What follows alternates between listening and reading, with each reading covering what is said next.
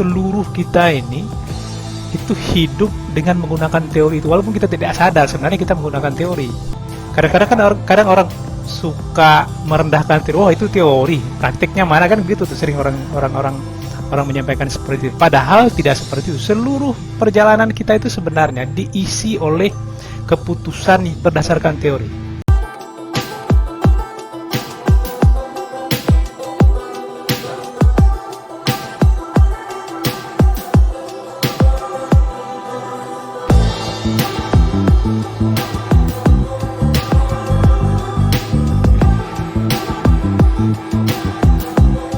Sahabat-sahabat pencinta ilmu, pada channel Belajar Politik Dr. Djapar Ahmad, pada sesi kali ini saya diminta untuk menjadi partner diskusi.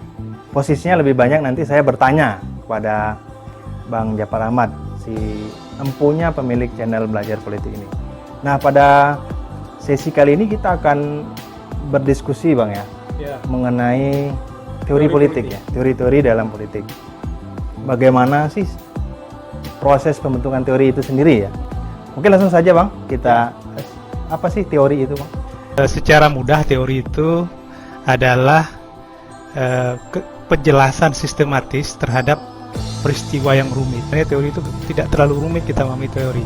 Kalau kita belajar tentang definisi teori itu kita ribet sendiri tuh. Teori itu adalah sekumpulan konsep-konsep di mana masing-masing konsep itu adalah variabel yang saling terhubung antara satu dengan yang lain. Kemudian hubungan itu dibuatkan kesimpulan yang bisa digeneralisasikan. Itu kan terlalu rumit kalau kita mau bicara tentang itu. Maka secara mudah itu kita memahami teori itu adalah penjelasan sistematis, ya, penjelasan sistematis, runtut, rinci terhadap sebuah peristiwa yang rumit. Jadi dia menjadi sistematis. Nah, lalu hasil dari sistematika penjelasan itu bisa digunakan juga untuk menjelaskan peristiwa yang lain.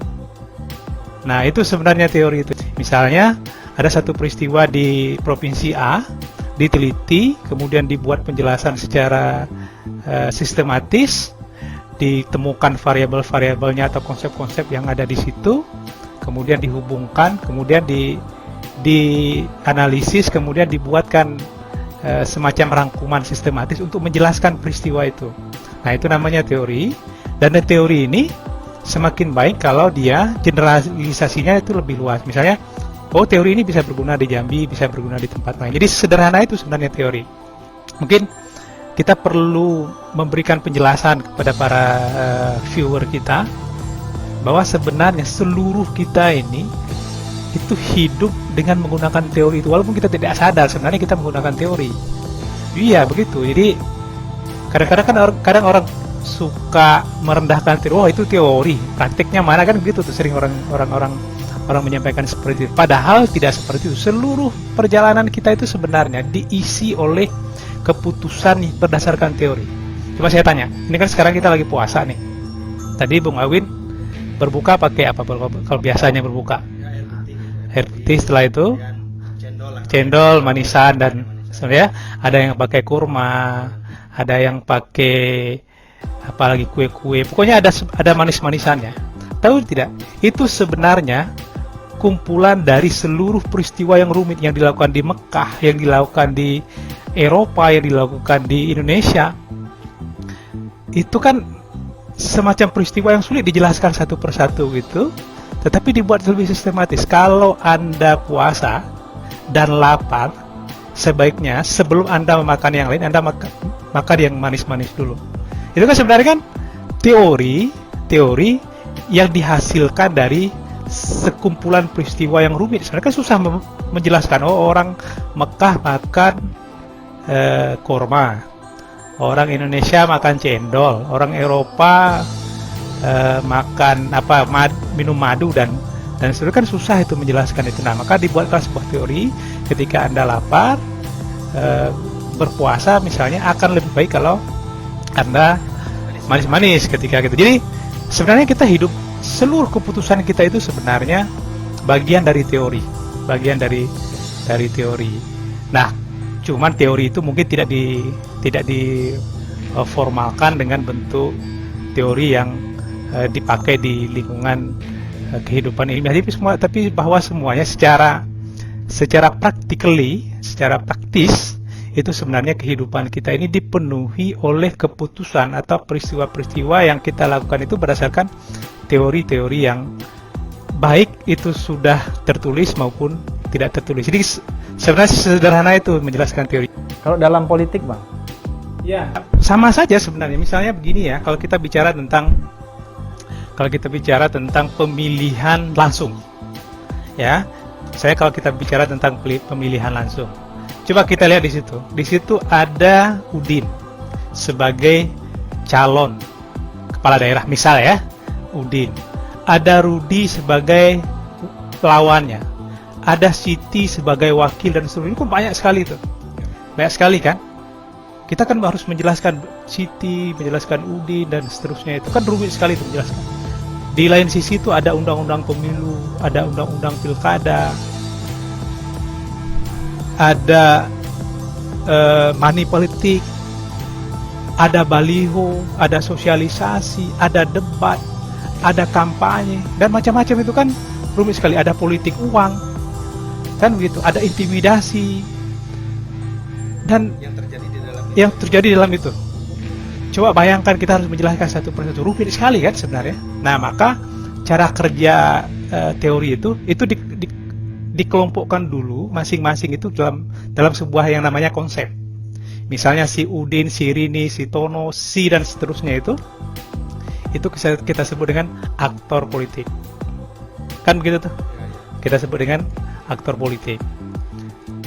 Kemudian yang berikutnya ada uang, ada karisma, ada pendidikan si calon, ada jaringan yang mereka miliki, itu kita sebut dengan modal politik. Ya gitu ya. Jadi konsepnya begitu tuh. Misalnya begitu. Kemudian ada kampanye, ada debat, ada baliho, ada acara pencoblosan dan seterusnya, kita sebut dengan kontestasi. Jadi itu ada 3 konsep misalnya yang tadi kan rumit sekali kita lihat tuh. Rumit, banyak peristiwanya itu berserakat. Akhirnya kita menemukan ini ada 3 kelompok, ada aktor, ada modal politik, ada kontestasi. Dibuatkan dalam rumus misalnya, dalam sebuah teori misalnya, pemilihan umum secara langsung atau pilkada secara langsung itu adalah peristiwa yang menjelaskan kegiatan atau perilaku aktor-aktor yang terlibat di dalamnya dengan memanfaatkan modal yang mereka miliki, yang terdiri dari uang, karisma, pendidikan, jejaring, untuk berkontestasi merebut kekuasaan. Bentuk kontestasinya apa tuh? Ada kampanye, ada debat, baliho dan seterusnya. Kan sesederhana itu kita melihat. Jadi kalau ini teori ini berdiri di generalisasi seperti itu, oh ternyata kalau teori ini dibuatkan template, dipasang template-nya di Jambi, oh jalan teorinya. Nanti dipasang di Palembang, jalan teorinya. Dipasang di Jawa Tengah sana, di Semarang, jalan teorinya. Dipasang di Papua juga jalan teorinya. Itu berarti teori ini sudah tergeneralisasi dia. Nah, semakin tinggi tingkat generalisasi sebuah teori, itu maka semakin tinggi derajat teori itu. Semakin bisa dipertanggungjawabkan dia. Maksudnya gimana tuh? Ada derajat dalam teori. Jadi begini maksudnya itu. Ada sebuah teori itu misalnya ditemukan di Jambi, peristiwa yang begini, lalu dijelaskan dalam bentuk secara sistematis penjelasan itu, tetapi hasil dari penjelasan itu kan tadi kita sebut dengan teori, tapi hasil dari penjelasan itu ketika misalnya itu teori namanya teori pemilihan kepala daerah misalnya, teori pemilihan kepala daerah itu yang tadi kita sebutkan itu. Nah, boleh jadi satu teori yang dijelaskan di Jambi itu tidak bisa di copy paste, tidak bisa dibuat ke template teori itu untuk menjelaskan peristiwa di tempat lain. Itu generalisasinya itu lemah teori itu.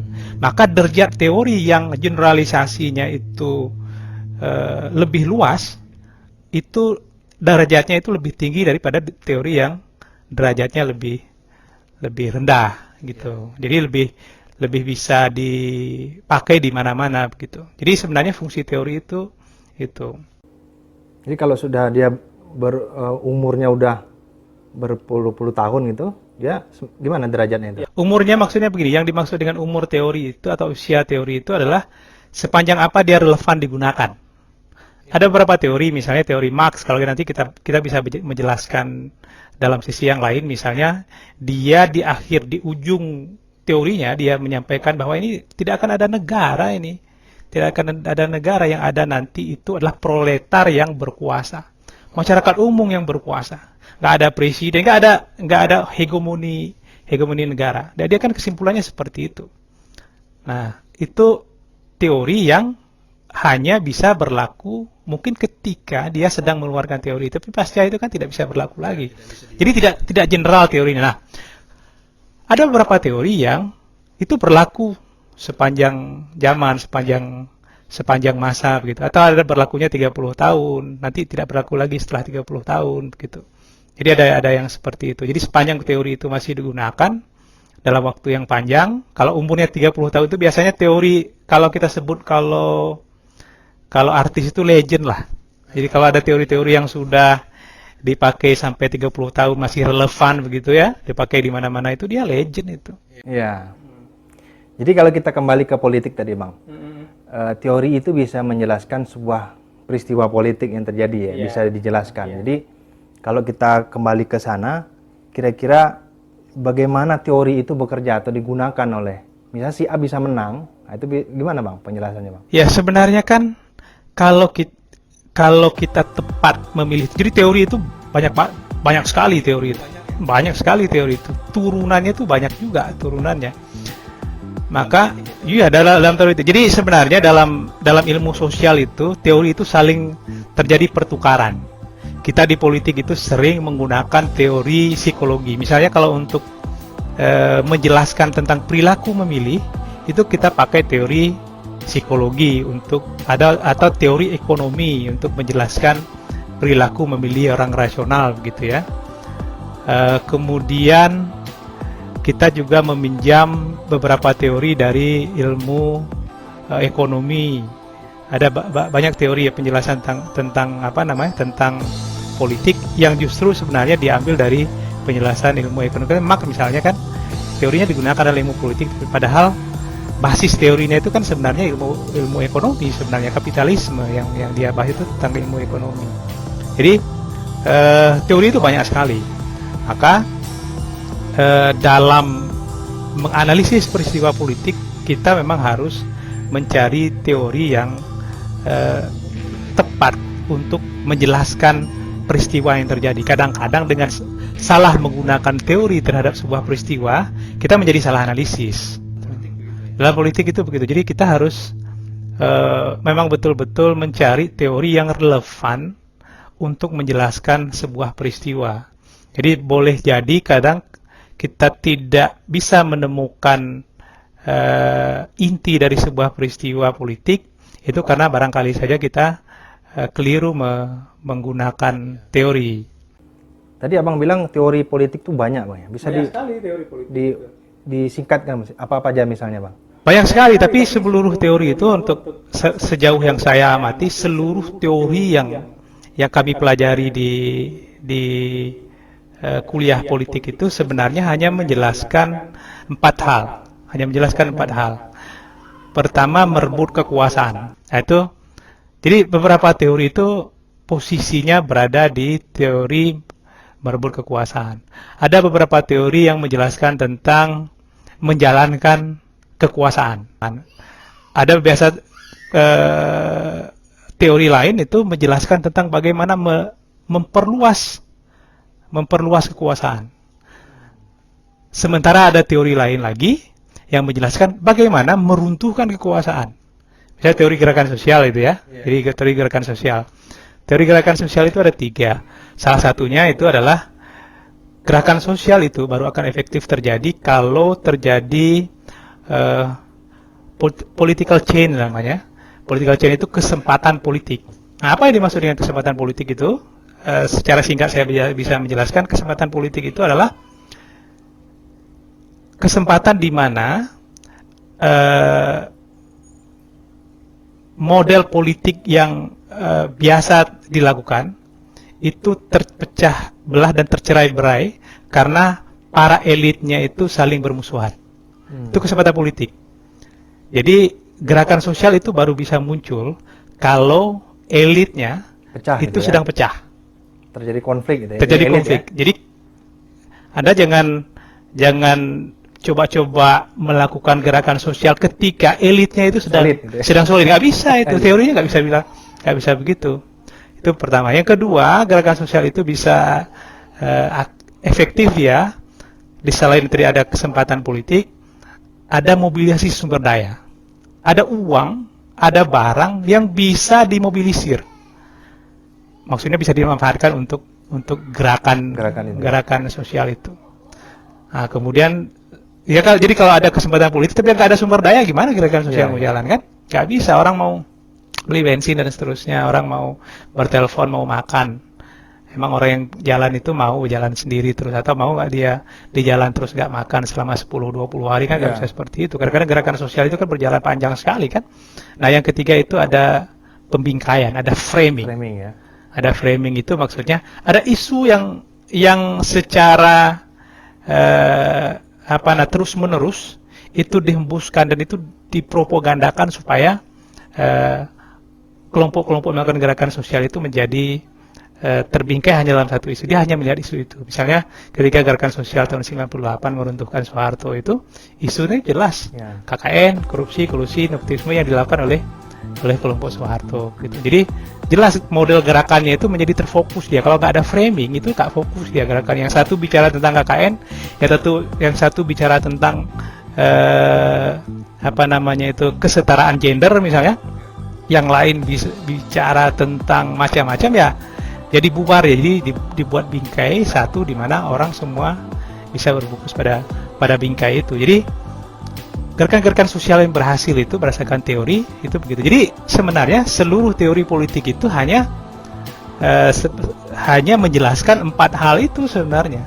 Jadi balik-balik ya kekuasaan juga, bagaimana kekuasaan dipertahankan, dikembangkan, dijalankan, direbut dan dihancurkan atau dibubarkan gitu.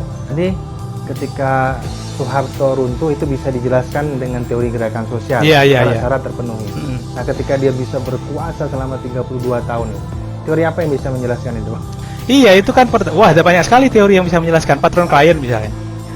Jadi teori patron klien itu, ini teori masih sekarang masih jalan teori ini. Patron klien itu teorinya begini, si bos itu namanya patron. Dalam konteks itu namanya Soeharto. Kemudian si kliennya ini itu banyak sekali terdiri dari menterinya, panglima TNI dan seterusnya itu, dan semua klien ini memperoleh keuntungan ekonomis terhadap loyalitas yang diberikan kepada Soeharto. Jadi Soeharto memberikan, kalau jadi panglima Anda dapat ini, boleh berbisnis, kalau menjadi menteri Anda dapat ini, boleh berbisnis, seterusnya. Jadi kepala kan begitu waktu itu. Semua orang itu merasa tergantung dengan si patron nih. Orang begitu kesulitan kalau berpikir akan kehilangan Soeharto tuh. Jadi kalau Soeharto kehilangan itu, orang kalau Soeharto tidak ada nih, para klien itu akan merasa terancam sekali kebutuhan, terutama kebutuhan ekonominya ya, ekonominya. Nah, itu dipupuk terus kan, Masyarakat itu mau banyak yang miskin, atau hidupnya itu justru dipenuhi karena utang. Orang kan nggak ngerti, yang jelas orang bisa makan seadanya begitu, itu tidak jadi masalah, sehingga tatanan yang sudah dibangun itu menjadi semakin kuat dia, solid dia, dan itu semua orang berusaha untuk berada di zona itu karena mereka merasa nyaman dengan zona itu. Nah, ketika orang merasa nyaman dengan zona itu, orang selalu pasti mendukung si patron ini. Karena ketika patron itu tidak ada, orang akan menjadi timbul kecemasannya. Kalau ini patron tidak ada nih, kita mau apa lagi nih, sumber kekayaan kita dari mana lagi gitu. Ya, itu yang dibangun oleh Pak Harto selama beberapa tahun, selama 32 tahun itu. Kok runtuh? Makanya ada namanya political change tadi itu, ada kesempatan politik itu ada kesempatan politik waktu itu terjadi krisis ekonomi yang membuat kenyamanan itu tidak bisa lagi dipertahankan. Kalau bisa saja kenyamanan itu dipertahankan, Soeharto bertahan kok. Ya, tidak akan jatuh ya? Iya, Mahathir kan nggak jatuh, Mahathir sama aja kan. Tapi dia bisa mempertahankan kenyamanan itu. Nah, kita itu nggak bisa mempertahankan kenyamanan itu. Bahwa belakangan ada informasi itu bagian dari operasi intelijensi yang dilakukan oleh negara lain, yaitu bisa sebagai bagian dari itu. Nanti kita bisa jelaskan itu dengan teori yang lain, teori hegemoni misalnya, teori dependensi, teori ketergantungan itu. Jadi, intinya itu tadi bahwa seorang akademisi itu harus mampu menganalisis peristiwa dari sebuah teori yang sudah secara umum itu diakui. Karena kalau kita tidak melihat peristiwa berdasarkan kacamata teori, kita akan riweuh sendiri gitu kan. Ini apa ini kejadian ini. Jadi kalau kita memahami teorinya, misalnya ketika saya melihat gerakan sosial atau gerakan kelompok tertentu di tempat tertentu, itu saya bisa menduga itu. Oh, ini saya potret pakai teori ini saja nih. Kemungkinan besar itu tadi. Ada belakangan juga setelah memperoleh penjelasan, benar itu, terbukti begitu. Peristiwa politik yang sangat rumit itu bisa disederhanakan dengan teori ya. Nah, kembali Bang, misalnya ada satu peristiwa penting nih Bang, beberapa tahun yang lalu, Pilkada DKI Bang. Ya. Ahok yang awalnya sangat kuat, tiba-tiba tumbang itu. Ya. Itu teori apa yang bisa dijelaskan? Gerakan sosial itu salah satunya. Gerakan sosial itu memobilisir orang untuk memutuskan pilihan untuk tidak memilih Ahok. Nah, gitu ya. Itu gerakan sosial itu kan luar biasa itu memang. Makanya politik itu nanti mungkin ada sesi khusus yang menjelaskan. Saya pernah menulis mungkin sekitar 10 tahun yang lalu, itu ada invisible hand dalam politik itu yang tidak bisa kita jelaskan dengan logika lurus begitu. Ada invisible hand, ada tangan tak terlihat, itu kan sebenarnya teori ekonomi ini. Saya berpikir beberapa kesempatan yang saya amati itu ada kejadian-kejadian atau peristiwa-peristiwa yang menurut kita tidak masuk akal terjadi. Salah satunya peristiwa itu. Kita tidak bisa membayangkan misalnya beberapa bulan sebelum itu ada gerakan yang sedahsyat gerakan DKI Jakarta itu. Tapi untuk menjelaskan itu cukup dengan gerakan sosial. Terjadi perpecahan elit itu ya di kelompok itu. Maksudnya elit yang bisa mempengaruhi Pilkada DKI itu pecah dalam bentuk yang sangat sangat oposisi biner lah kalau istilahnya. Yang satu sangat mendukung, yang lain tidak mendukung, begitu. Mereka bergerak untuk saling berkontestasi, saling bertarung gitu. Itu ada kesempatan politik namanya. Kemudian mobilisasi sumber daya. Jadi ada orang yang bergerak, ada orang entah dengan sengaja atau karena kerelaannya, itu orang makan nggak mikir-mikir itu, minum makan itu nggak mikir-mikir lagi dalam melaksanakan gerakan itu dalam jumlah yang terlalu banyak. Ada frame-nya apa waktu itu? Isu yang sangat sensitif agama, pelecehan agama yang disampaikan oleh Ahok, dan kebetulan dia tidak beragama Islam kan, itu dikapitalisasi menjadi sebuah framing gitu. Iya. Iya, itu kan gerakan sosial itu sebenarnya teori yang menjelaskan bagaimana meruntuhkan sebuah kekuasaan. Jadi kan seluruhnya itu bicara itu, seluruh teori politik itu dugaan berdasarkan pengamatan saya yang saya pelajari selama ini, itu hanya menjelaskan bagaimana kekuasaan dipertahankan, diperluas, direbut, dan diruntuhkan.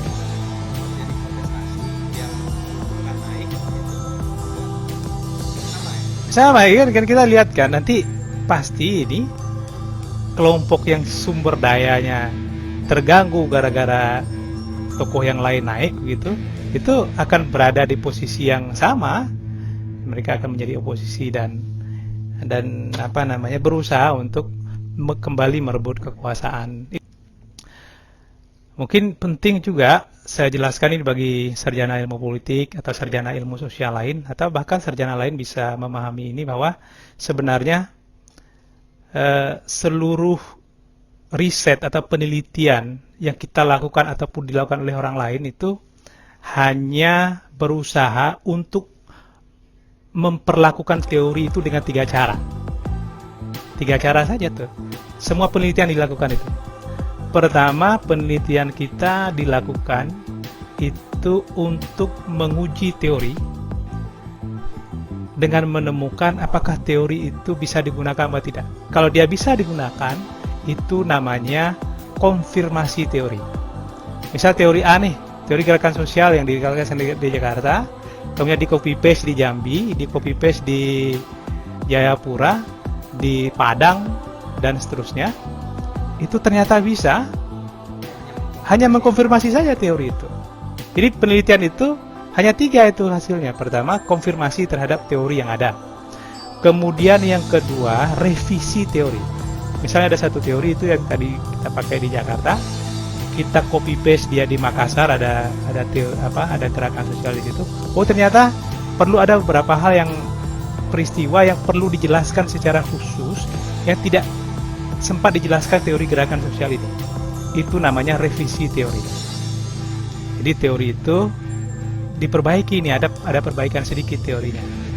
Sedangkan yang terakhir itu falsifikasi teori, itu membantah teori yang ada itu. Oh, teori itu nggak benar itu. Gerakan sosial di Jakarta itu tidak bisa dijelaskan dengan cara seperti itu kalau di tempat lain. Maka saya menganggap teori itu false itu, teori itu ya nggak bisa berguna lagi gitu. Maka teori ini yang betul, itu namanya konstruksi teori baru, sambil menyampaikan bahwa teori itu sama sekali tidak bisa dijalankan gitu. Jadi para peneliti, para sarjana S1, S2, S3 itu sebenarnya tugas kita hanya itu tuh, hanya mengkonfirmasi apakah sebuah teori itu bisa dipakai dalam peristiwa yang kita amati. Kalau bisa dipakai dia namanya konfirmasi, kalau nggak bisa kalau perlu diperbaiki namanya revisi teori, kalau nggak bisa dipakai kita menemukan teori lain yang baru, itu namanya falsifikasi teori.